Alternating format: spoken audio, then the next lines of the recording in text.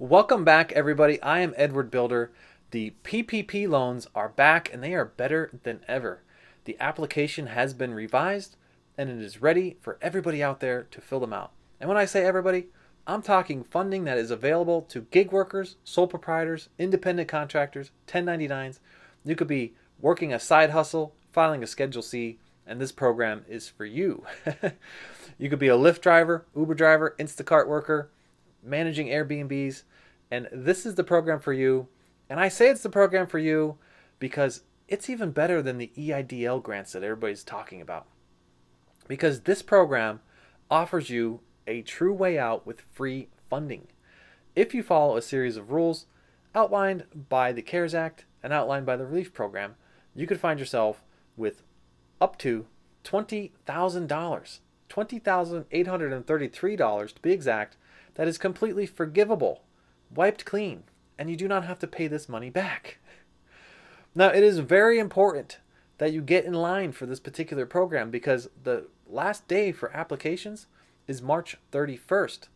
And as we saw on the first round PPP, funding went rather quickly in the very first issuance of this program. Now, I've done a lot of research on this topic so that you don't have to. In fact, during the first draw of CARES Act days, when all of the PPP programs became available, many people flocked to my YouTube channel where I was teaching them how to do this through fintechs and get their funds within 3 business days rather quickly. But this video is going to break down the exact application process. So if you had any unanswered questions that you don't necessarily see behind the fintechs websites, or if you're walking into a local branch or local credit union, you will be prepared and you will have the proper documentation with you so that you can get this process done rather quickly. What we are about to do is we're going to walk through step by step of the application process, give you key pointers of things that you will need, key indicators of how you qualify, and teach you how to calculate your average monthly payroll expenses so you understand how much you're eligible for with this program. We're also going to talk about the covered expenses, the 60-40 rule, so that you know exactly what you could spend these funds on to make this a forgiven loan of free money. Now, what I suggest to you is that you watch this video from start to finish so that you get a good understanding of what the program is, especially if you're new to this program and it's the first time you're hearing about it. You may be thrown off by the fact that you hear that this is a loan, Paycheck Protection Program loan, but don't be discouraged. I know personally that thousands have been forgiven for this loan, and it turns into free money as long as you follow the 60-40 rule. And last, save this in your liked files so that you could watch it again when you're filling this application out. It's going to help you for a step-by-step guideline so that you're not going to miss a key step, understand how to calculate the average monthly payroll, and have the proper documentation with you on the first day when you approach the lender. All right, let's get into the details. Now, before we go any further in the video, if this is your first round and you are looking for draw number 1, check out my other video on the application for draw number 1. You can also stay to hear about draw number 2 because there are some differences that I'm about to cover with all of the draw 2 applicants who already went through draw number 1, and I will call out those differences so that you yourself can be informed for the moment that you may be potentially eligible for draw number 2. You will be informed and ready to go. Now, for all of my draw 2 viewers, there are 5 key details that we're going to cover, and some of them have changed from the original CARES Act, and so I want to make sure I bring these to your attention. Now, before we get into the application, I want to just cover 5 details for you, very key important details, okay? Because this program is so misunderstood. Detail number 1, there is no credit check. I know, that's a big thumbs up. No credit check on this program. Detail number 2, you do not need an LLC or any type of registered business. You could actually work a regular job and receive a paycheck and have a side hustle and use that tax information on your Schedule C to apply for this program. Taxes are not deducted from your check. If you applied for $20,000, you will receive $20,000 and there will be nothing removed from it. All of your expenses are a write-off. So if you follow the 60-40 rule and you take that 40% and spend it on eligible expenses that I'm going to detail later, you can write those off. And last, most important, this becomes free money because it's forgivable. So if you follow the rule and you spend it on the 60-40 rule, 60% on payroll and 40% on the other eligible expenses, this becomes free money and you do not have to pay it back.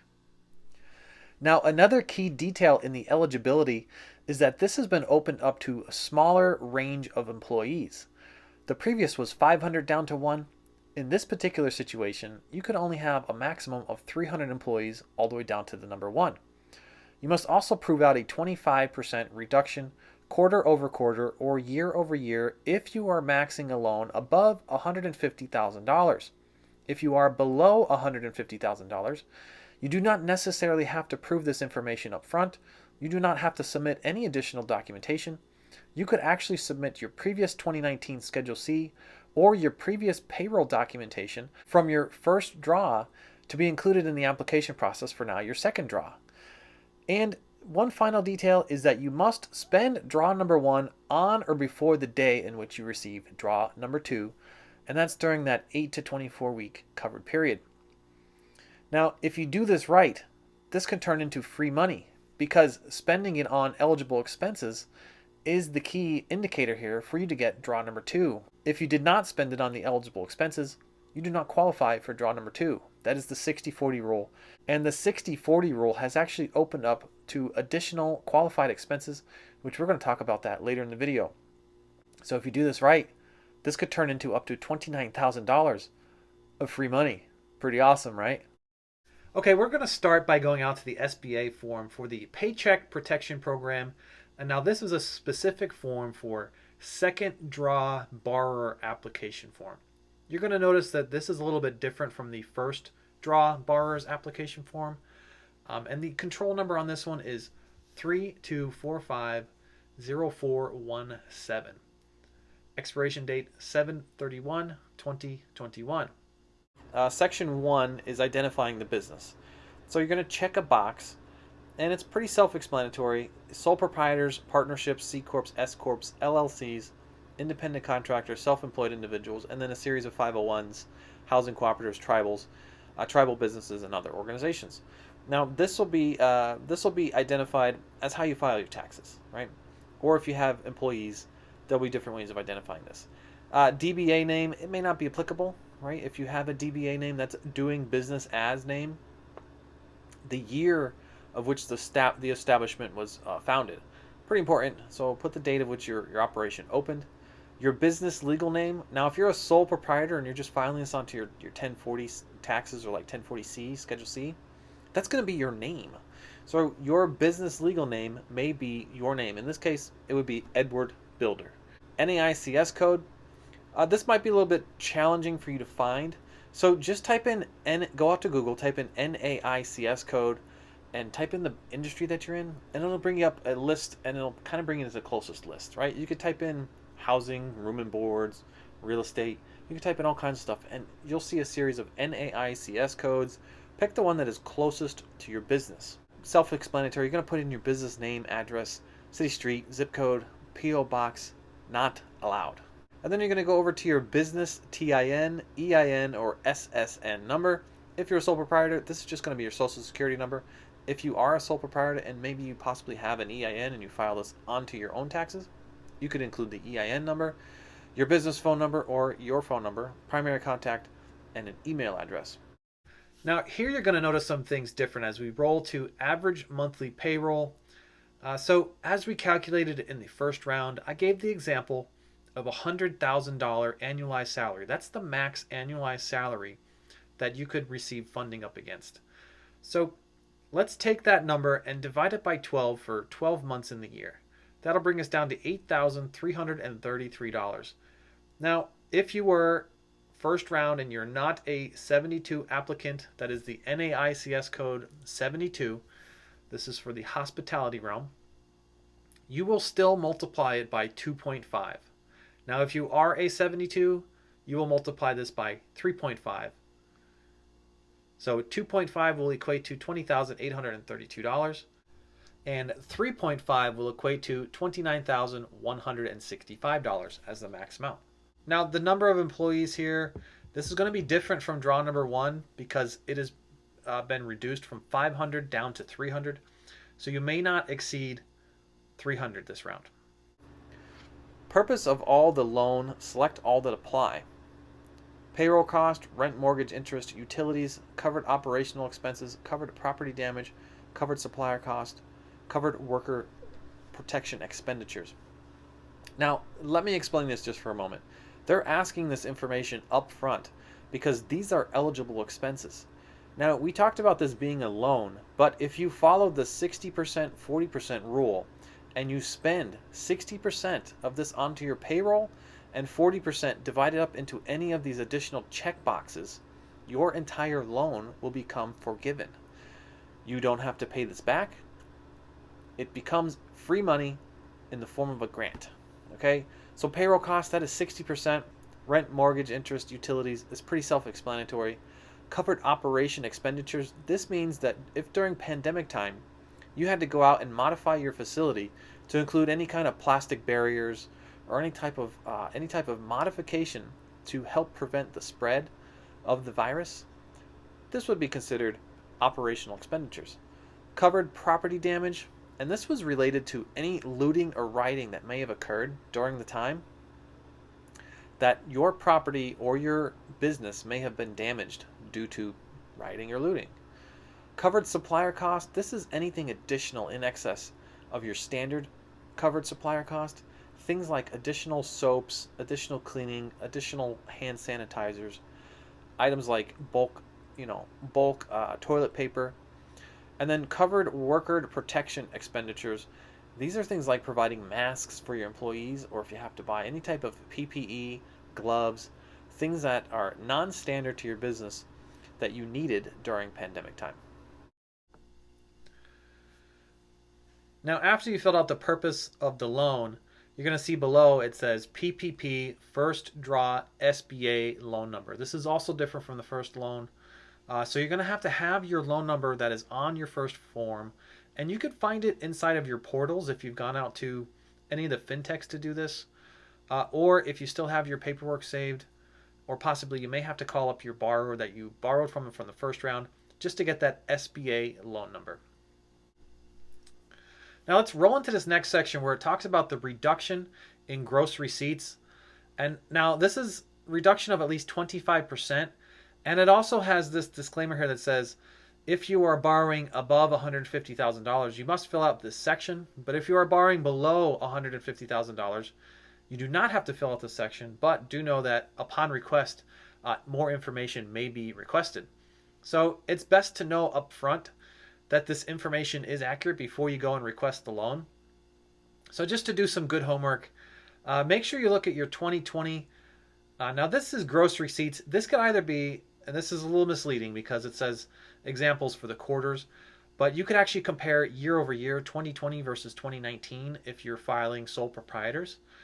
But if you are filing quarterly in the 941 realm, you would pull the representative quarter from 2020 versus the representative quarter of 2019. Now to calculate this information, you would basically just grab a calculator and enter your quarterly information from 2019 and divide that by your 2020, and you're looking for a value that is 0.75 or less. Okay, we're going to roll into the third section here, and it's basically just identifying the list of all owners of 20% more of the equity of the applicant. Attach a separate sheet if necessary. So this is for anybody who owns any equity outside of 20%. If you are a 100% owner and you're a sole proprietor, you do not have to fill this section out. But if there are any individuals that are over this number, they want the owner's name, title, ownership percent, their social security, EIN or TIN numbers, and their address. Okay, this next section here, I'm going to summarize it for you, but it mostly asks some questions about some criminal activity. There are some non-criminal activity questions here, but it will tell you that if you answer yes to any of these questions, you would not be approved for the loan. So I highly recommend you read through these in detail and make sure you understand what they're asking. So the first question is asking about if there's any like debarments or any declared ineligibility in participating in like a federal department or agency. Question number 2, is the applicant delinquent on any government loans or any government programs that caused a loss to the government within the last 7 years? So basically, like, have you defaulted on any of your student loans or any loans that are out there, or any other type of government loans? Next question is asking about the common management part. And this is if you had any other individuals with like TIN numbers. They want to know who holds the TIN numbers so they can look into it a little bit further. Question number 4, of that 20% ownership, has anybody been incarcerated or is like presently in jail for any type of felony activities? I think you get the picture.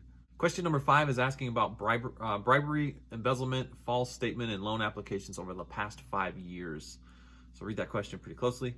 Question number 6, is the United States the primary place of residence for all employees included in the payroll calculation from above? Number 7, is the applicant a franchise? And number 8, if the applicant is a franchise, are you listed in the SBA's franchise identifier code?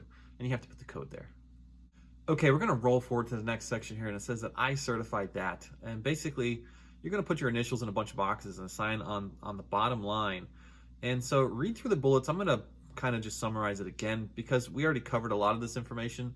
The first section of bullets is defining your eligibility for the loan. I'm going to primarily roll forward and focus on the part where you're going to have to initial. Okay, the first initial is asking that you were in operation on February 15th, 2020. Now that's a must, because if you were not, you don't qualify for the first loan, and you also don't qualify for the second loan. You had to be open for business February 15th, 2020. Next initial is pretty simple. Is there current economic uncertainty that makes this loan request necessary to support the ongoing operations of the applicant? The next question talks about that 25% reduction in gross revenue, and it expresses again that if you're greater than $150,000, you must prove this. If you are less than $150,000, you must kind of just check some boxes. However, keep your records on file that you have checked this calculation because you may need to prove it later. All right, this next initial box is really important because it's asking if you have spent your first draw before requesting the second loan, because you need to spend it on or before the day you get your second set of funds.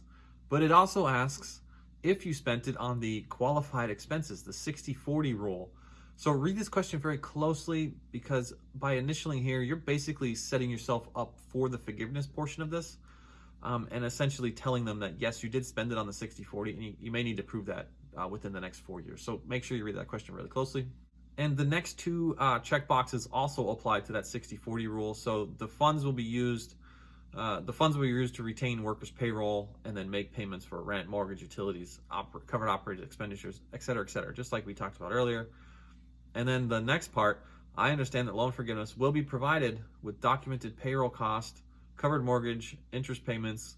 So basically, it's telling you that the only way you can get the forgiveness is if you document the fact that you spent it on 60-40, and even though they may not ask it for under $150,000 today, they could ask it within the next 4 years. So keep that in mind.